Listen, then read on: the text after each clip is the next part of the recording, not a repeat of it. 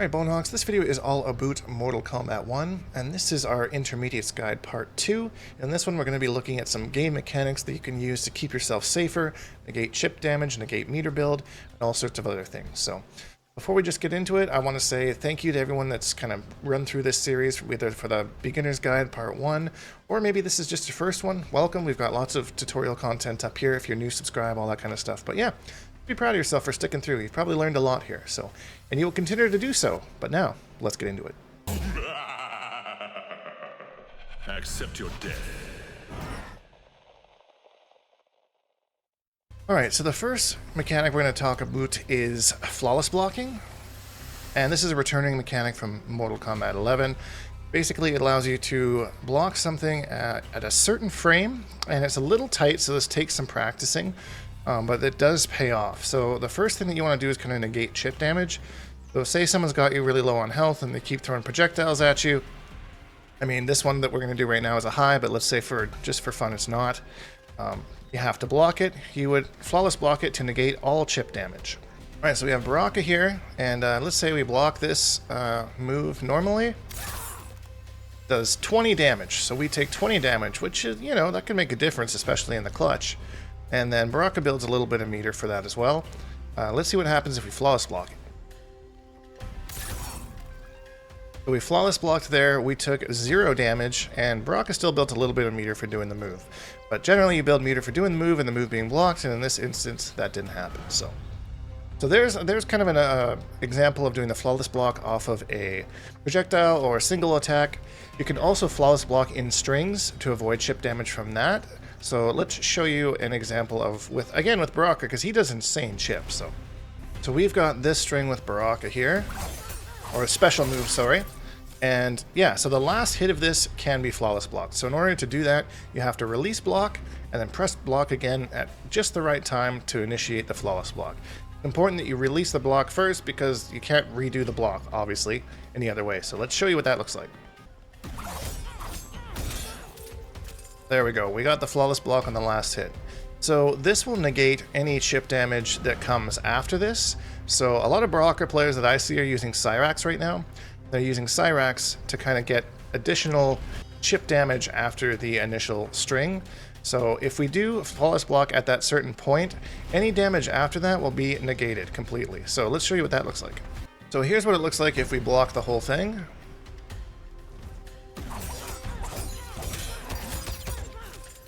Cyrax coming in hot, so almost 100, yeah, over 100 damage in just chip.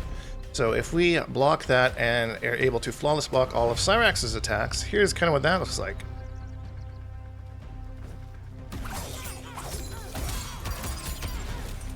So we stopped taking chip after the initial hits, so we still took a little bit of damage, we're at 958 now, but we also negated the amount of meter that Baraka gains back from doing chip damage, because generally speaking he still gains the chip damage off of the Cyrax stuff, but we kind of negated that a bit with the flawless block. So this is kind of important. If you could manage to flawless block the first hit of that special move, like say you make a really big brain read and just see it coming, and then you take no damage from it, and Baraka would gain significantly less meter. So this is where flawless blocking is really important, comes in really clutch. It does take a lot of timing to kind of get down a little bit as far as timing and all that, but you can do it, I believe in you. Let's show an example of where flawless block would give us a punish on something. Alright, so we have Scrompy in here. So if we do the 1-2-2 string, which ends in an overhead, regularly it would be -3. However, there is a flawless block gap before the overhead hits. So if we manage to flawless block that, here's what that looks like.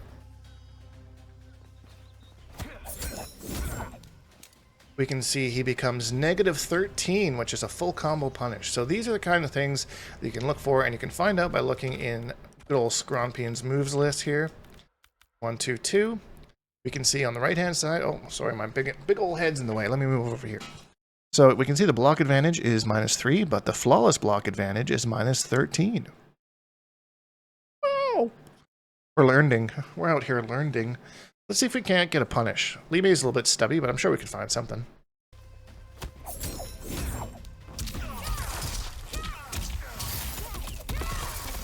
There we go, so 27% because Scrompian decided to just throw out that string.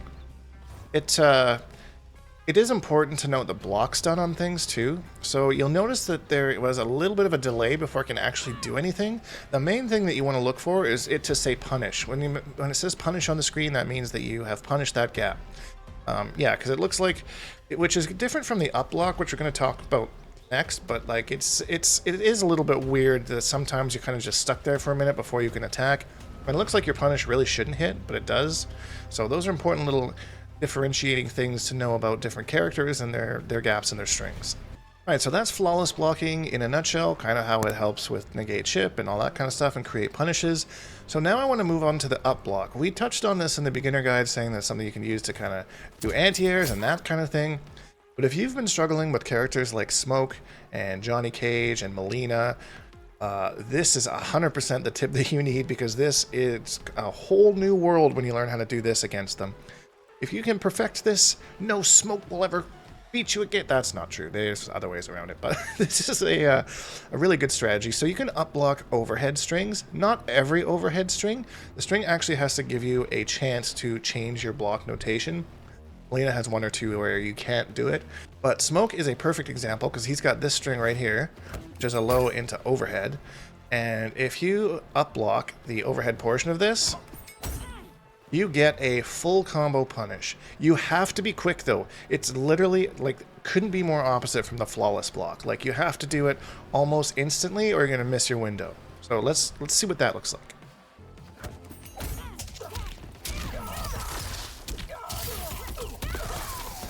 Yeah, so there you go. So you saw the up block, and just immediately as it says up block on the screen, you start pressing your punish. Got to be a quick punish, or else you'll miss your window. But yeah, most overhead strings, so this is just an example with Smokes. Again, we want to make sure that it says punish on the left side of your screen so that you know that you actually got a punish. So I'm going to go through and show you with Johnny Cage and Melina as well. Just to really hit this point home, you know, it's just such a good strategy. There is counterplay to it though. So let's say like Smoke kind of read that you were going to do that. He can stagger that and then hit you with a throw for some extra damage. So you do have to be careful with that. So that throw did 160 damage. So if your opponent reads the up block and hits you with a throw, they get increased damage on their throw. So you do have to be careful with that, especially against command grab characters like Reiko. He gets 31% off his enhanced command grab if he reads you doing that. So maybe weigh out the risks and rewards before you go into hard committing on that. But if you're fighting these Smokes that I fought in Combat League, and then basically just one or two string Andes, and that's what they're doing, just shouldn't be too hard of a concept for them to. But you need to know the risks if you're going to use the tools as well. Again, if you just start up blocking everything every single time, get a little predictable, and unless your opponent doesn't know what to do. So let's kind of show some instances here with Johnny Cage.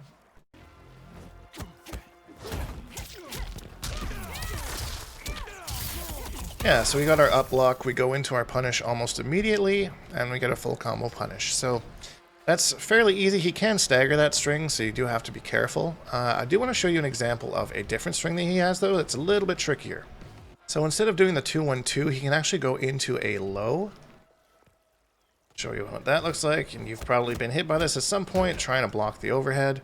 This is an example of we can't quite get into our up block off the overhead that's in this string. There's not enough time for us to change our block, so that's not a strategy that we can use here. Which is too bad because Johnny Cage is -6 after that, so he's pretty safe. But that's kind of the risk that he takes, is whether he goes for the slower overhead or goes for the quicker low off of this string. So that's it for Johnny Cage. We are going to come back to Johnny Cage for our next topic, because he's a perfect example of what I want to do. But I did want to show you the same thing once more with Melina, just to kind of give you some ideas. Alright, so Melina's got plenty of strings here that can give us problems. The one that I want to highlight right off the bat is the 1-2 string. The 1-2 string has an overhead as a second hit. This is the one that we can't change our block fast enough to get into the up block. So we're not going to be able to do that, but we can do it with the last hit of the string, which is that kind of leaping overhead that she does. And then again, we got to go into our punish right away. If we're too late, we miss it.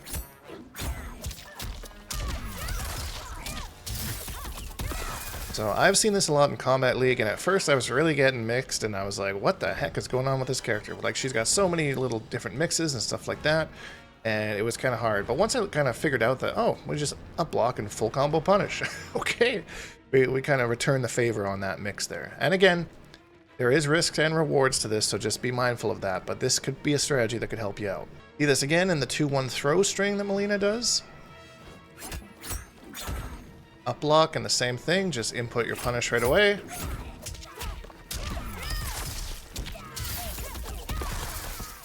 There you go.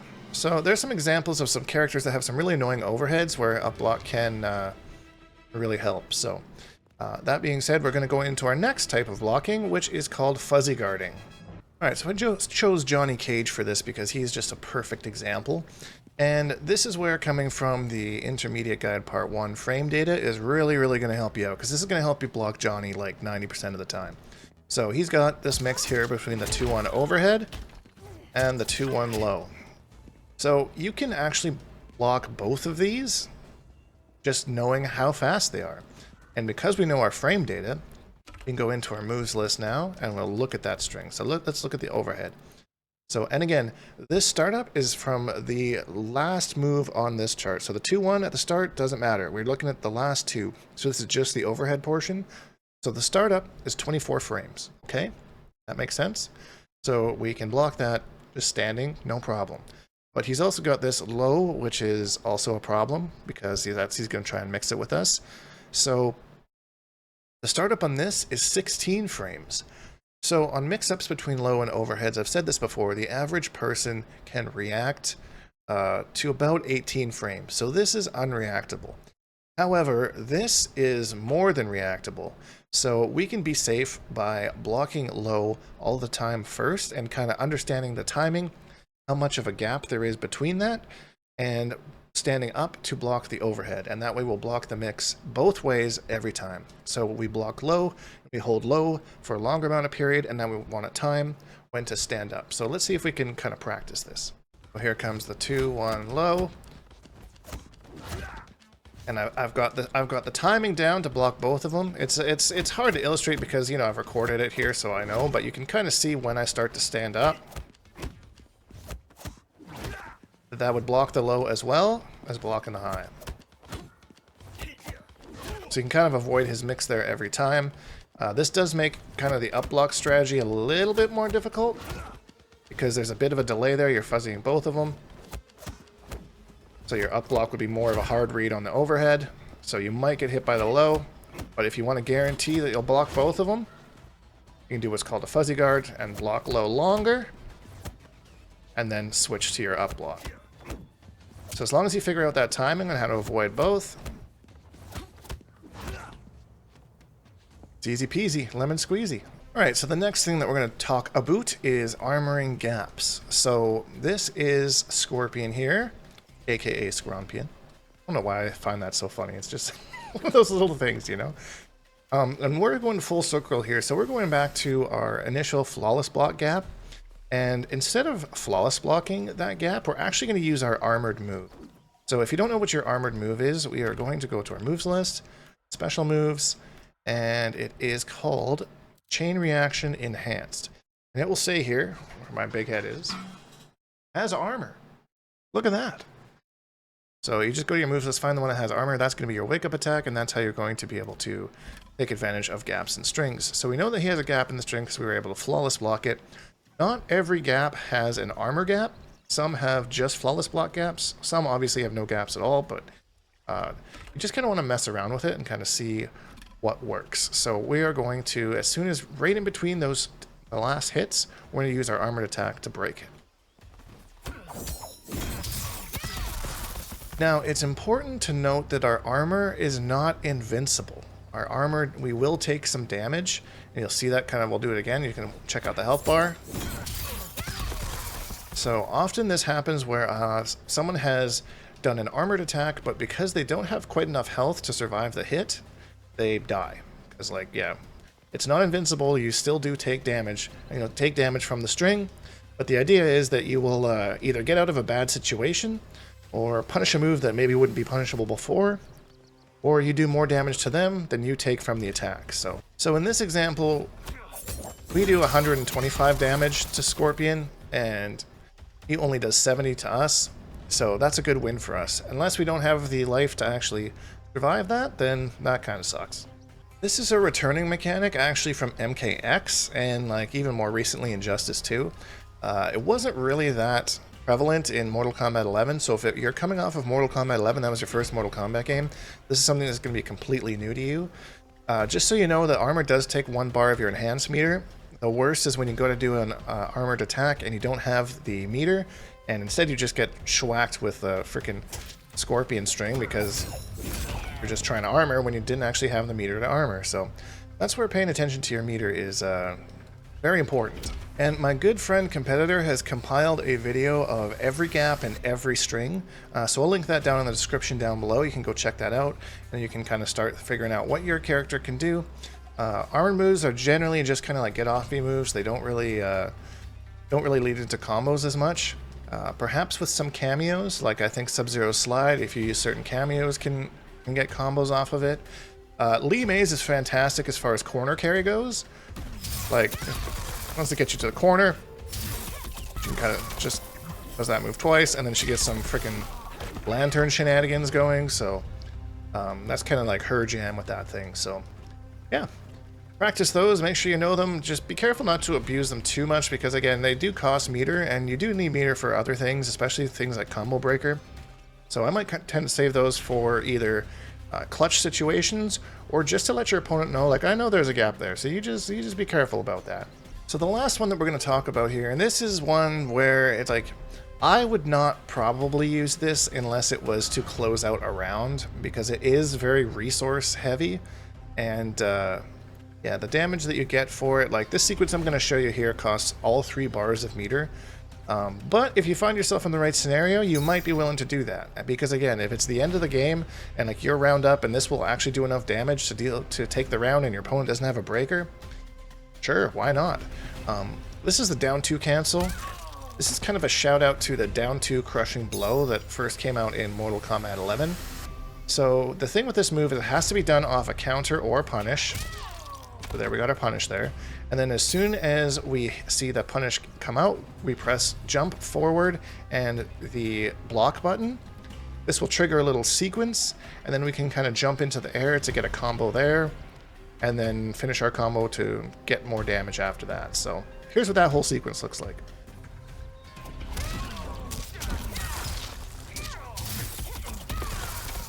Yeah, so that was a 3-bar sequence. We used 2 bars for the down 2 cancel.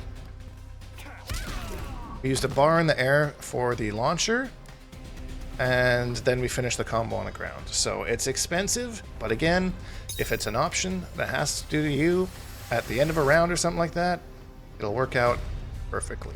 And if you ever forget what the requirements are, it says it in the moves list under your uppercut.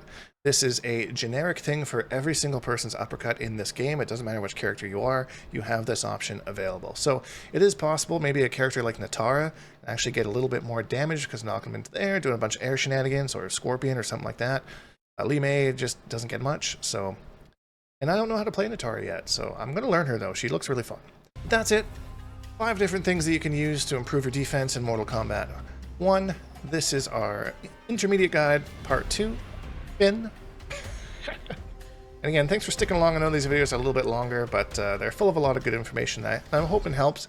Leave any feedback down below, and yeah, any comments or questions on anything I didn't quite make clear, let me know. If you enjoyed this video, please leave a like, because it really helps me out, and subscribe if you haven't, to make new content almost every single day. Hashtag Bonehawks and all that stuff, and we'll see all you Bonehawks next video.